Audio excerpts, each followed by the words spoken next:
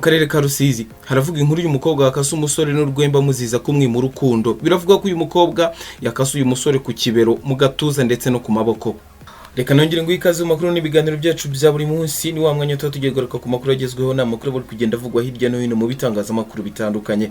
Reka duhere kuri iyi nkuru y'Urusizi ivuga yuko umukobwa yakase umusore n'urwembe amuziza kumwima urukundo. Ndaza no kuza kukubwira yuko Muhanga umusore w'imyaka 26 akurikiranyweho kwica ise umubyara. Ndanakubwira yuko Gasabo urukiko rwakatiye abantu 8 bari bakurikiranyweho ubwicanyi. Mu makuru yo mu bubanyi n'amahanga cyangwa twinjiye muri diplomasi, ndakubwira yuko Olivier Nduhungirehe yavuze kubivugwa yuko u Rwanda rwari rugiye gufatirwa ibihano n'ibihugu by'i Burayi birangajwe imbere na Leta Zunze Ubumwe za Amerika. Mbahaye ikaze.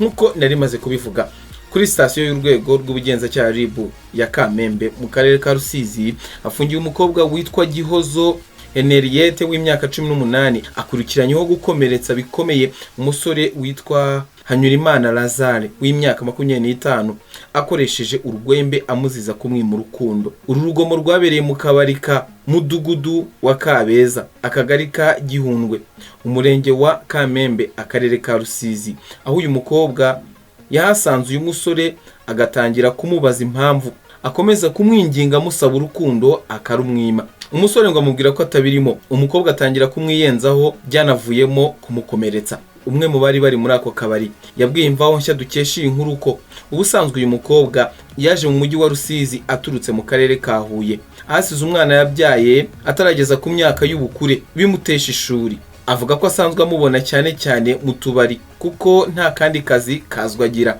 Uyu musore we akaba akora imirimo y'ubushabitsi muri uyu mujyi. Akomeza avuga ko uyu mukobwa yabwiye umusore ko yamukunze, ko yumva atabaho batari kumwe, ko yamwemerera akamuha urukundo. Uyu musore ngo yakomeje kumuhakanira, umukobwa agashaka ko bakundana ku ngufu. Umusore amubwira ko bidashoboka. Umukobwa akamusaba ko bajya mu kabari gusangira inzoga, umusore akamubwira ko uwo mwanya atawubona. Umukobwa rero ngo ntiyashirwa. Ati ubwo twari mu kabari mu masambiri z'ijoro, umusore yaraje agura icupa aranywa, tunaganira. Mu kanya umukobwa abarahageze aradusuhuza, ashaka kwicara iruhande rw'uwo musore. Umusore aramuhunga.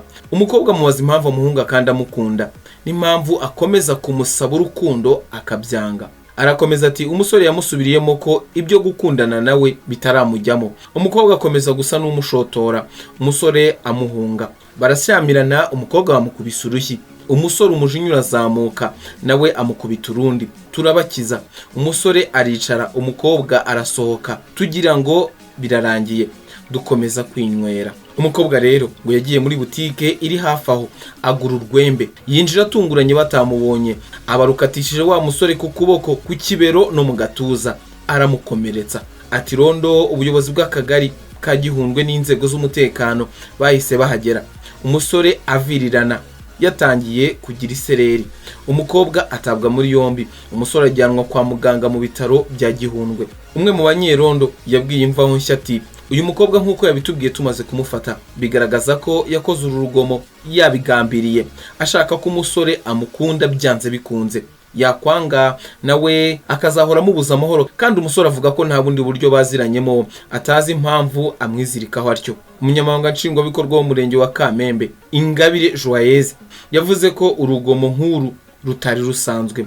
Ati byarabaye koko, umukobwa yakase umusore n'urwembe ku kuboko, ikibero no mu gatuza, avuga ko amuziza kutamukunda kandi we ngo yumva yaramwimariyemo. Umusore akabyanga. Akomeza agira ati biriya ni imyitwarire mibi kuko ari n'ikibazo bagiranye, ntiyagikemuza kumukomeretsa, yagana ubuyobozi. Yasabye urubyiruko kwirinda gushakisha urukundo ku ngufu, kwirinda urugomo urwo ari rwo rwose, ubusinzi n'indi myitwarire mibi iganisha ku kugongana n'amategeko. Yihanganishije umusore aho arwariye, avuga ko umukobwa yashyikirijwe RIB sitasiyo ya Kamembe, ngo icyaha n'ikimuhama azabihanirwe. Anasaba ababyeyi kwita ku nshingano zabo zo kurera. Naho mu yandi makuru, i Muhanga umusore w'imyaka 26 akurikiranyweho kwica se.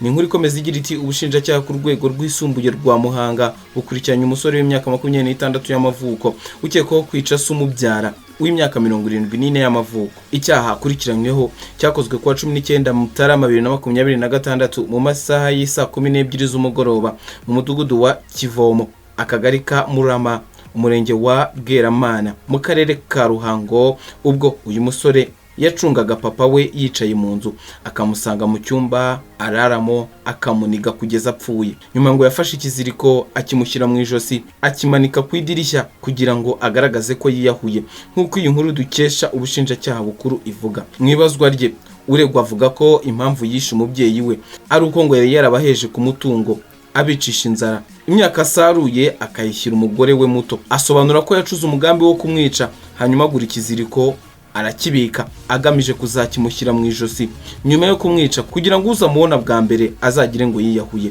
Icyaha cy'ubwicanyi biturutse ku bushake akurikiranyweho giteganywa kandi kiganishwa ingingo y'107 y'itegeko nimero 68/2018 ryo kuwa 30 ukwezi kwa 8 2018 riteganya ibyaha n'ibihano muri rusange, n'ikimuhama azahanishwa igihano cy'igifungo cya burundu. Gasabo kandi urukiko rwakatiye abantu 8 bari bakurikiranyweho ubwicanyi. Abantu 8 bagizwe n'abagore 2 n'abagabo 6 bari bakurikiranyweho kwica umuntu nyuma bakamutwikisha amashara bamushinja kwiba igare.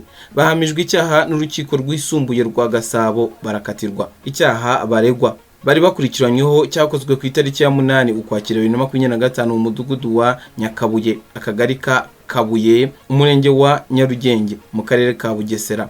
Ubwo abaregwa rero bakekwaga nyakwigendera ko yibye igare, baramufashe baramukubita bamubaza aho igare yarishyize. Aho yabarangiye bagiyeyo ntibaribona, bakomeza kumukubita kugeza apfuye. Nyuma bafata amashara bayamushyiraho baramutwika nk'uko bitangazwa n'ubushinjacyaha bukuru. Urukiko rwemeje ibi bikurikira: rwemeje ko ikirego cy'ubushinjacyaha gifite ishingiro, rwemeje ko abaregwa bose bahamwa n'icyaha cy'ubwicanyi buturutse ku bushake, rwahanishije abaregwa 4 igifungo cya burundu, naho abandi 4 basigaye bahanishwa igifungo cy'imyaka 18 buri umwe. Twerekeje mu makuru ya diplomasi, turagaruka ku gisubizo cya Nduhungirehe ku bihano bivugwa ko Amerika iri gutekereza gufatira u Rwanda. Ni inkuru ikomeza igira iti Minisitiri w'Ububanyi n'Amahanga Ambasaderi Olivier Nduhungirehe yagaragaje ko ibihano biza kuba byakemura ikibazo cyo mu burasirazuba bwa Repubulika Iharanira Demokarasi ya Kongo u Rwanda rwakwakiriza yombi kubihabwa. Umukuru wa diplomasi y'u Rwanda yabigarutseho mu kiganiro yahaye radio mpuzamahanga y'Abafaransa RFI. Ni nyuma yuko hakomeje kuvuga inkuru z'uko amahanga yaba arimo gufatira u Rwanda ibihano biremereye, by'umwihariko Leta Zunze Ubumwe za Amerika zirushinja kudashyira mu bikorwa amasezerano ya Washington rwasinyanye na Kongo Kinshasa. Minisitiri Olivier Nduhungirehe asubiza kuri ibyo bihano, yavuze ko ntacyo bishobora gukemura ku bibazo by'ingutu bimaze imyaka myinshi byugarije Kongo Kinshasa. Yavuze ko iyo ibihano biramuka hari icyo byafasha, u Rwanda rwari kwemera kubihabwa byihuse. Ati ibihano biramutse byakemura ikibazo cy'ingutu kiri muri RDC nabisinyira ejo.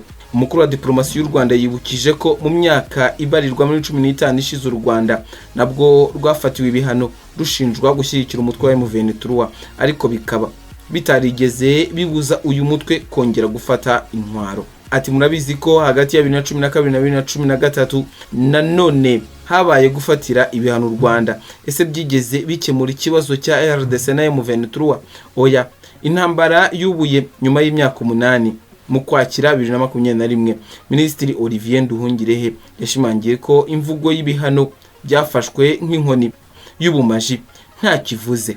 Yunzemo ati nta bihano na bimwe bibaho ku isi bizatubuza kurinda umutekano w'imipaka yacu ndetse no gukumira ko abaturage bacu bakongera guhura n'ibyo bahuye nabyo mu mwaka w'1994 bikozwe na FDLR.